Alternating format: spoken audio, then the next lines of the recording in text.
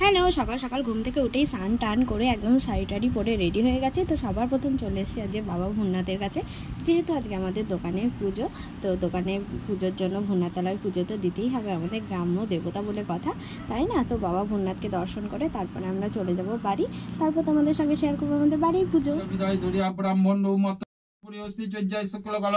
হাতে নুড়ি স্কন্ধে ঝুলি ভিক্ষে করে চলে ভালে চন্দনে ফোটা উপিত বলে দুঃখে বিমোচনে বাদিষ্ট লেখা দৈব যোগে প্রভুর সনে পথ হইল দেখা। নারায়ণ বলে তুমি শোনো ব্রাহ্মণ কি কারণে ভোম তুমি কহ বিবরণ। ব্রাহ্মণ বলে আমি অন্ন বিনে মরি বিক্রায় সদা পূজা না শুনি সংসারে কি রূপে করিব পূজা কোন উপচারে।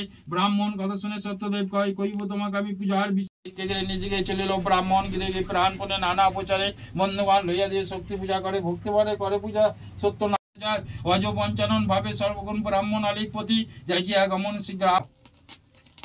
ওম স্বাগত বিল্লপতং হিরিং গন্ধেশ্বরী দুর্গা মাতা।